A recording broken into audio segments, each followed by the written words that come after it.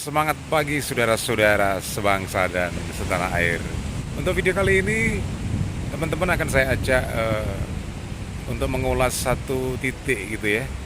Tapi masih di dalam kawasan Pantai Brigi, Trenggalek. Kalau di video kemarin kita berbicara tentang Pantai Brigi begitu kan. Tapi untuk video kali ini akan saya ajak Anda untuk mengulas satu titik di kawasan Pantai Brigi. Apa itu? Mari ikuti saya.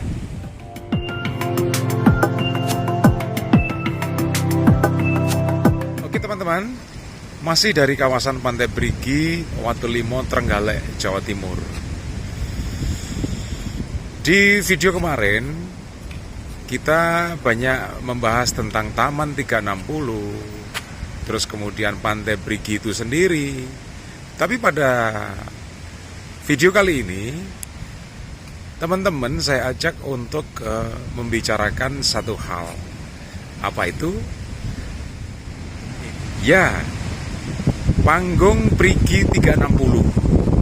Panggung permanen yang terbuat dari semen. Nah, apa sih keistimewaannya panggung ini? Ini ya panggung biasa sebenarnya. Panggung biasa seperti panggung-panggung yang lain yang terbuat dari semen, hanya saja mungkin perbedaannya pada konsep atau bentuk gitu ya. Kalau biasanya kotak, tapi kalau untuk yang di Brigi ini bentuknya bundar. Oleh karena itulah disebut dengan panggung 360 Pantai Brigi. 360 karena tidak ada sudut, jadi memang benar-benar bundar. Saya sempat mengumpulkan beberapa informasi terkait dengan kenapa dibuat bundar, sehingga ada istilah panggung Brigi 360. Informasi yang saya dapatkan, ya memang didesain seperti itu, begitu. Didesain bundar seperti itu, karena memang dengan tujuan tertentu seperti apa, memang konsepnya seperti ini, kita juga tidak tahu sebenarnya. Bundar seperti ini. Ini panggung Brigi 360. Yang sebelah kiri ini ya tulisan Brigi sebenarnya. Terus kemudian ini 360-nya. Gitu teman-teman. Cuma saat ini masih dalam kondisi rusak tulisannya ini. Tulisan Brigi dan 360 ini masih dalam kondisi rusak. Karena memang cukup lama ya panggung ini ya dibuat. Belum lama juga. Hanya saja karena bahannya ini terbuat dari semacam kayak logam gitu ya, kayak seng begitu, sehingga mudah sekali untuk korosi, mudah sekali karatan. Itu sehingga nanti mungkin kedepannya kita berharap ini tulisan ini dibuat yang lebih awet, yang tahan terhadap cuaca, tahan terhadap angin laut ya, yang cenderung asin seperti itu, sehingga nantinya ini bisa lebih awet.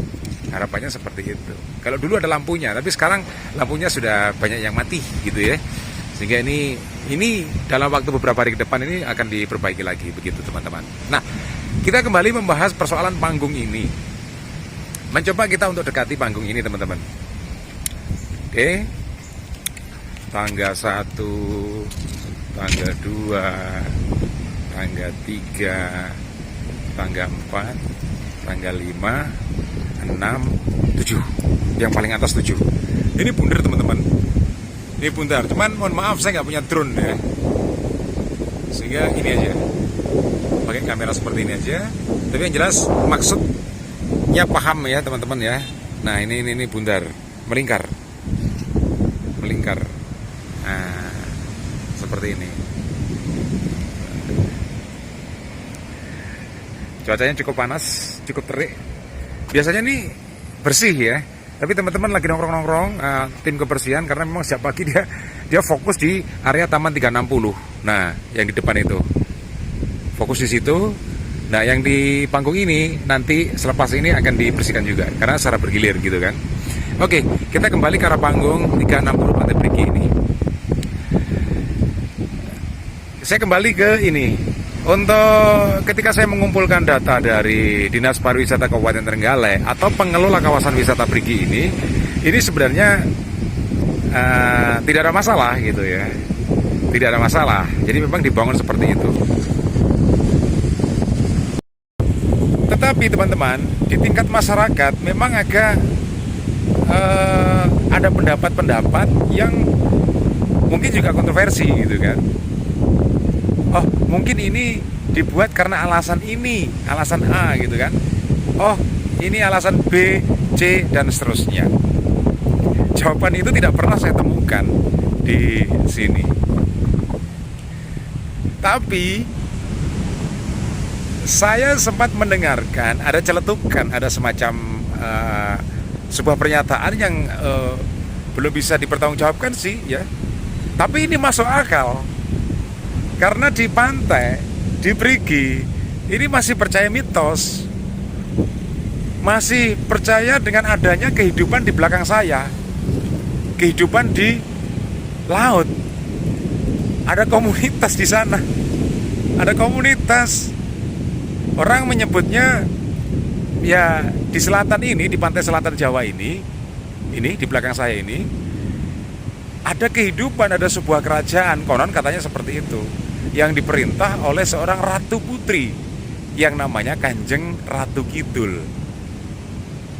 atau orang menyebutnya Mbok Roro Kidul, atau penguasa laut selatan. Ya bolehlah, semuanya boleh, banyak versi tentang itu, tapi saya menyebutnya penguasa laut selatan, ratu penguasa laut selatan, seperti itu ya, atau Kanjeng Ratu Kidul, seperti itu.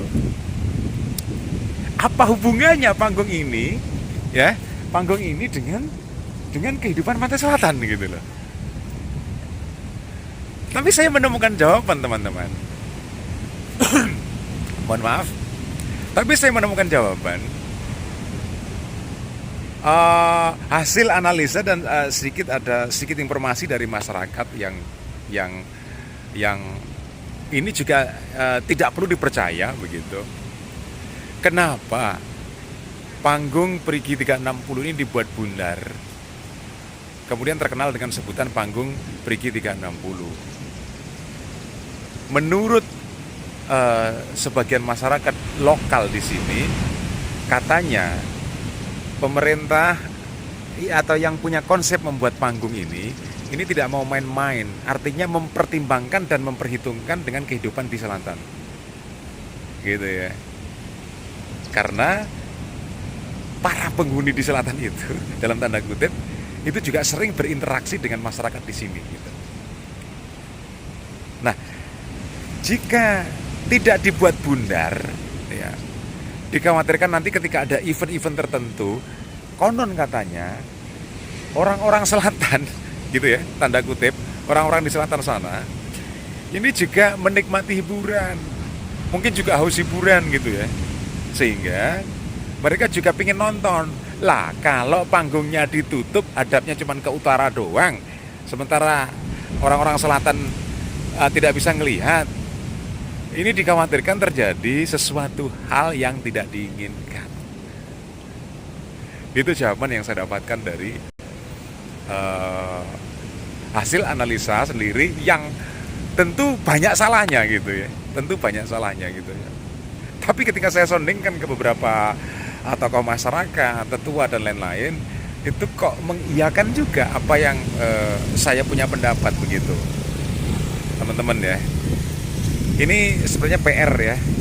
Tapi kalau masyarakat kebanyakan sih, atau pengunjung wisata sendiri, tentu tidak mempermasalahkan itu. Yang mereka ada panggung untuk mainan, untuk selfie dan lain-lain ya. Kira-kira seperti itu. Itu teman-teman. Jadi kesimpulannya, yang saya dapatkan informasi juga seperti itu, hasil analisa juga seperti itu, tapi tentu itu tidak bisa dijadikan sebagai patokan ya, atau sebagai rujukan, belum tentu. Kira-kira seperti itu. Dan bagaimana menurut Anda? Ikuti terus perjalanan saya di channel Armada ini, channel yang membahas tentang pariwisata, sejarah, seni, dan budaya Nusantara. Sampai ketemu dan sampai jumpa.